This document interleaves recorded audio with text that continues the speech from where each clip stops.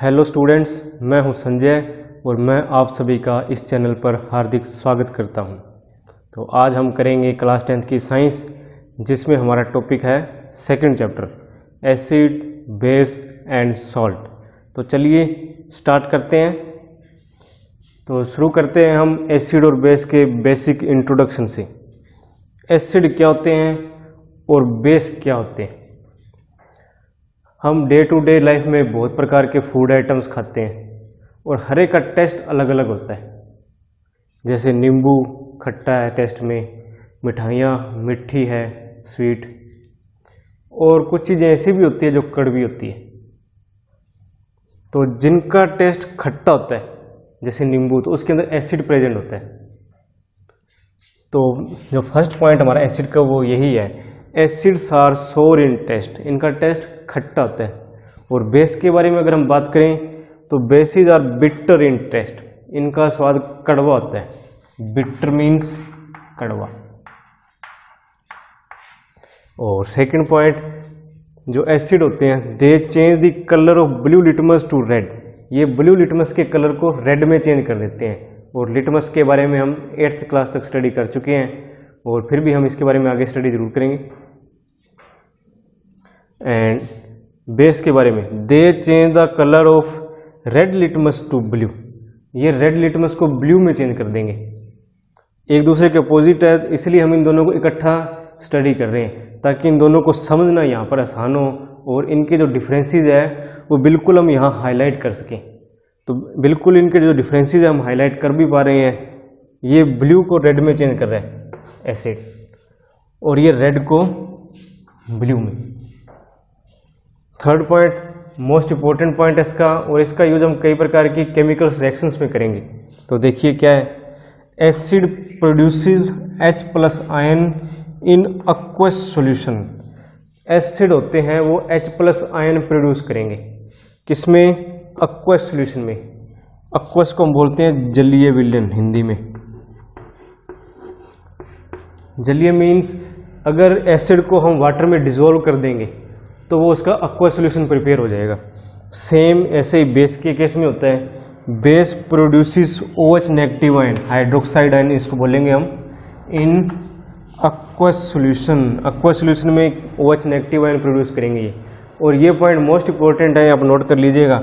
इन aqueous solution, without aqueous solution ये किसी प्रकार का आयन प्रोड्यूस नहीं करेंगे।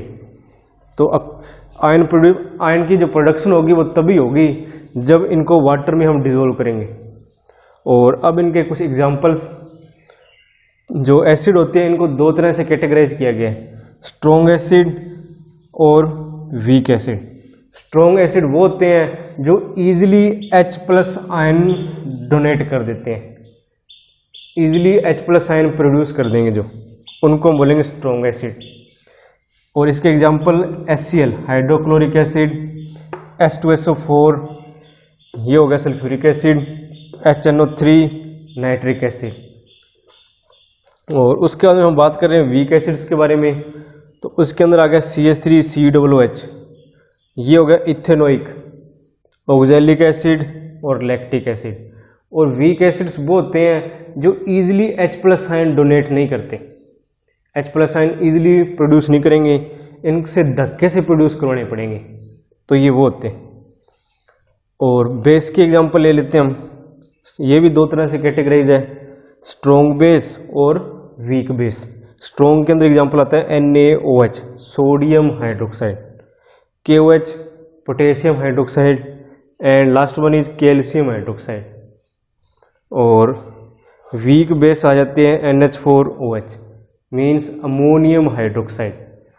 इनके अंदर भी वो सेम कहानी, ये इजीली OH आयन डोनेट कर देंगे स्ट्रॉन्ग बेस तो, लेकिन जो वीक है वो इजीली OH आयन नहीं प्रोड्यूस करते, तो इसलिए इनको वीक की कैटेगरी में रखा गया। एसिड और बेस के केस में कुछ टर्मिनोलॉजी और है जिसका हम यूज करते हैं, तो उनके बारे में हम यहाँ चर्चा करेंगे। जो पहली है वो है कंसंट्रेटेड।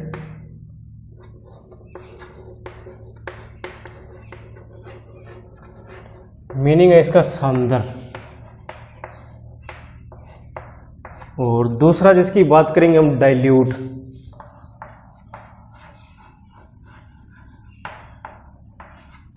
इसको बोलेंगे हम तनु। ये हिंदी के इनके मीनिंग्स है। और कॉमन लैंग्वेज में अगर हम बात करें तो कॉन्सेंट्रेटेड का मतलब होता है गाढ़ा और डाइल्यूट का मतलब होगा पतला। और इसको गाढ़ा और पतला हम किस तरीके से कह रहे हैं वो भी देखिए।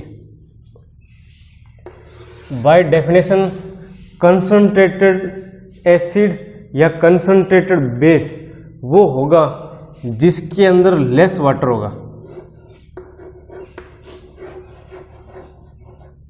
और अगर हम कंसंट्रेटेड एसिड की बात कर रहे हैं तो उसमें H+ आयंस होंगे ना, जो वो क्या होंगे, ज़्यादा होंगे, इसलिए लिखेंगे इसको मोर H+ आयन। और अगर डाइल्यूट की अगर हम बात करें तो इसके अंदर क्या होगा, मोर वाटर, इसमें वाटर ज़्यादा होगा। और H+ आयन क्या होंगे, लेस H+ आयन।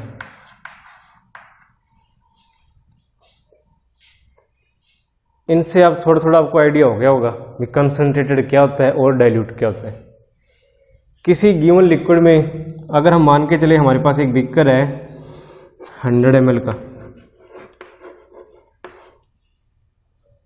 और इस बीकर में हमने 90 ml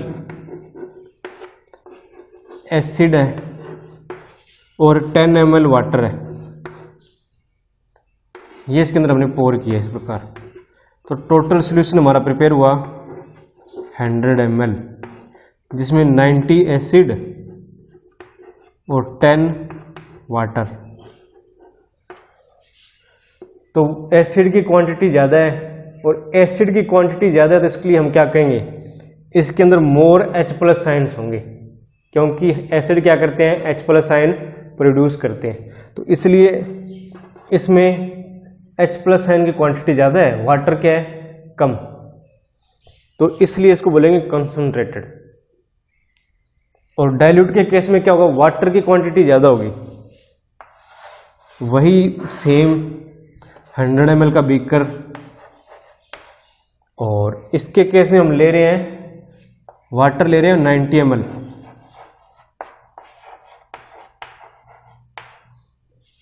और एसिड ले रहे हैं 10 ml। ये इसमें पोर करेंगे तो जो हमारा सॉल्यूशन प्रिपेयर होगा इसमें क्या होगा, 90 ml तो वाटर होगा, 90% भी कह सकते हैं इसको, और 10% इसमें एसिड होगा। और हम एसिड के बारे में बात कर रहे हैं तो जिसमें एसिड की क्वांटिटी कम होगी वो तो होगा डाइल्यूट सॉल्यूशन, और जिसमें एसिड की क्वांटिटी ज़्यादा होगी वो होगा कंसंट्रेटेड। और ये सेम केस बेस के लिए भी अप्लाई होता है। अब यहाँ H की जगह अगर हम OH आयन ले लेंगे, OH नेगेटिव आयन, तो बेस के केस में भी हम सेम टर्मिनोलॉजी यूज करेंगे, कंसंट्रेटेड और डाइल्यूट। अब हमने यहाँ एक बात करी कि एसिड और इसके अंदर वाटर मिक्स हमने किया, तो इसमें एक बात का हमने ध्यान रखना है कि कभी भी किसी बीकर के अंदर अगर हम वाटर मिक्स कर रहे हैं एसिड के अंदर, तो ये नहीं कर सकते, हम वाटर नहीं मिक्स कर सकते।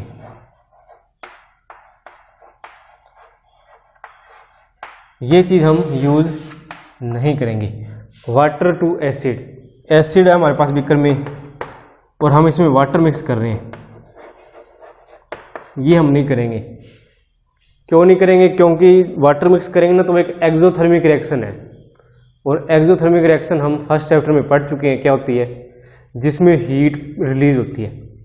वाटर मिक्स करेंगे तो क्या होगा, हीट रिलीज होगी, और कई बार क्या होता है बहुत ज़्यादा हीट रिलीज हो जाती है, जिसके कारण ये जो हमारा ग्लास का जो है ये कंटेनर बीकर ये टूट सकता है, और या ये लिक्विड उछल के बाहर आ सकता है, और हम जब वाटर पोर करेंगे तो वो लिक्विड हमारी तरफ आ सकता है और हमें नुकसान पहुंचा सकता है। तो इसलिए कभी भी एसिड के अंदर वाटर मिक्स नहीं करते, बल्कि उल्टा करते हैं। हम वाटर लेंगे कंटेनर में और उसके अंदर ड्रॉप वाइज एसिड मिक्स करेंगे ड्रॉप ड्रॉप, इसको साथ के साथ हिलाते रहेंगे, हल्का हल्का स्टायर करते रहेंगे और एसिड की ड्रॉप ड्रॉप करके इसमें मिक्स करते रहेंगे, अगर हमने कंसंट्रेटेड एसिड को डाइल्यूट में कन्वर्ट करना है तो। और ये इसलिए करेंगे क्योंकि अपन एक ड्रॉप डाला, उसको स्टायर किया, तो जितनी भी हीट रिलीज होगी वो यूनिफॉर्मली सारे सॉल्यूशन में डिस्ट्रीब्यूट हो जाती है। तो इसके कारण अचानक से एकदम मतलब हीट प्रोड्यूस हो नहीं सकती, जिसके कारण हमारा कंटेनर बचा रहेगा और ये रिएक्शन सेफ रिएक्शन रहेगी, और ये सेफ नहीं है। तो ये एक इम्पोर्टेंट पॉइंट है, इसको भी अपने नोट रखना है। अब हम बात करेंगे कुछ ऐसे सब्सटेंसेस के बारे में जिनसे हमें पता लग सकता है कि कोई सॉल्यूशन हमें गिवन है वो एसिडिक है या बेसिक। जैसे दो बिकर हमें दिए हैं ए एंड बी, इनके अंदर सॉल्यूशन है कोई, और हम आइडेंटिफाई नहीं कर पा रहे कि एसिड कौन सा है और बेस कौन सा है। तो उसके लिए क्या करेंगे कि कुछ हमें सब्सटेंसेस गिवन है जिनको हम बोलते हैं इंडिकेटर्स, जिनसे हम आइडेंटिफाई कर पाएंगे कि ये सब्सटेंसेस एसिड कौन सा है और बेस कौन सा है। तो कैसे आइडेंटिफाई कर पाएंगे, तो देखिए, these are those substances which tell us, ये वो सब्सटेंस है जो हमें बताएंगे whether a substance is acidic, क्या कि कोई सब्सटेंस एसिडिक है या basic, by change in colour और ओडोर। ये वो सब्सटेंस है जो हमें बताएंगे कि कोई सब्सटेंस एसिडिक है या बेसिक, कैसे उनका रंग बदलकर या स्मेल बदलकर, किसकी, उस सब्सटेंस की, उस सब्सटेंस का रंग बदल जाएगा और उससे हम पता लगा सकते हैं। जैसे अभी हम करके आए हैं पीछे कि जो एसिड होते हैं वो ब्लू लिटमस को रेड में चेंज कर देते हैं, तो कलर चेंज हुआ यहाँ, तो जिसका कलर चेंज हो गया उन्हीं को इंडिकेटर्स बोलेंगे। अगर वही लिटमस पेपर हम यहाँ यूज़ करें, इसके अंदर ब्लू लिटमस अगर हम यूज़ कर रहे हैं, अगर इस सॉल्यूशन ने ब्लू को रेड में कन्वर्ट कर दिया तो हम क्या कहेंगे कि ये एसिड है। और इसी प्रकार अगर इसने रेड लिटमस को ब्लू में कन्वर्ट कर दिया तो हम क्या कहेंगे, ये बेस है। तो पता लग गया होगा आपको इंडिकेटर्स क्या होते हैं, हिंदी में इनको बोलते हैं सूचक।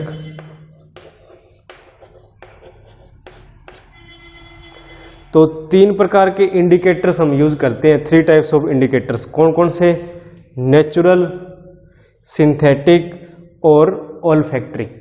तो अब फटाफट से इनकी डेफिनेशन नोट डाउन कर लीजिएगा। तो लिखिए नेचुरल इंडिकेटर्स के बारे में, दीज आर दोज सब्सटेंसेस, एक बार फिर बोल रहा हूं, these are those substances which are present in nature, these are those substances which are present in nature, ये इसकी डेफिनेशन है। और इसके बारे में लिखिए सिंथेटिक के बारे में, these are the chemical substance, these are the chemical substance prepared in laboratory, prepared in laboratory. और ऑल्फैक्टरी, ऑल्फैक्टरी को बोलते हैं हम गंधीय सूचक, ये अपनी स्मेल से बता सकते हैं कि कोई सब्सटेंस एसिडिक है या बेसिक। तो लिखिए इनके बारे में, these are those substances, these are those substances which tell us whether a substance is acidic or basic by change in odor। तो ये इस olfactory की डेफिनेशन होगी। अब हम बात करते हैं नेचुरल सब्सटेंस के बारे में। डेफिनेशन लिखने के बाद आप इनके टाइप्स, आगे कौन कौन से नेचुरल सब्सटेंसेस प्रेजेंट है उनके बारे में बात करेंगे। जो फर्स्ट वन है हम स्टडी कर चुके हैं, लिटमस। और लिटमस को हमें ये प्लांट से मिलता है हमें, और उस प्लांट का नाम होता है लीचेन। लीचेन प्लांट से हमें ये मिलेगा। सेकेंड है टर्मरिक। टर्मरिक एक बिल्कुल ये कह लो भी सिंपल सा जो घरों में यूज करने वाला प्रोडक्ट है, किचन में हम आमतौर पे यूज करते हैं, हल्दी। रेड कैबेज लीव्स, लाल जो गोभी होती है। हाइड्रेंजिया फ्लावर, हाइड्रेंजिया नाम का जो फ्लावर है, इसकी पत्तियों का हम उपयोग करते हैं, पेटल्स ऑफ हाइड्रेंजिया फ्लावर। और उसके बारे में बाद में बात आती है सिंथेटिक की। सिंथेटिक में आ जाते हैं मेथाइल ऑरेंज। ये कुछ ऑरेंज कलर का एक येलो सब्सटेंस होता है, लिक्विड होता है, और एसिड के अंदर ये,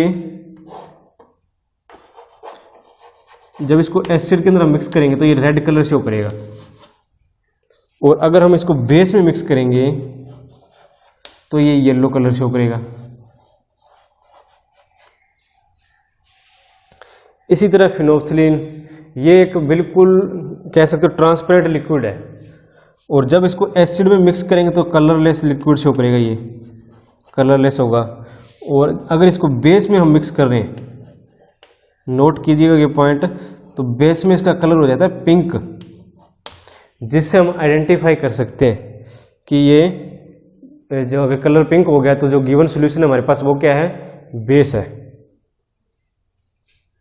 उसके बाद में आ जाते हैं ओल्फैक्टरी। इसमें ओनियन, वनीला और क्लोव्स। तो इनकी खास बात ये है कि बेस के अंदर ये तीनों के तीनों कोई ओड्योर शो नहीं करते, यानी कि इनकी जो ओड्योर है, स्मेल है, वो बिल्कुल गायब हो जाएगी बेस के अंदर। और एसिड के अंदर क्या होगा, जो ओनियन है इसकी स्मेल और तेज हो जाती है, वनीला और क्लोव्स इनकी स्मेल पे कोई इफेक्ट नहीं पड़ता, सेम रहेगी। तो ये आपके नेचुरल, सिंथेटिक और ओल्फैक्टरी तीनों प्रकार के इंडिकेटर्स हैं, और इनसे हम पता लगा सकते हैं कि कोई सब्सटेंस क्या है, एसिडिक है या बेसिक है।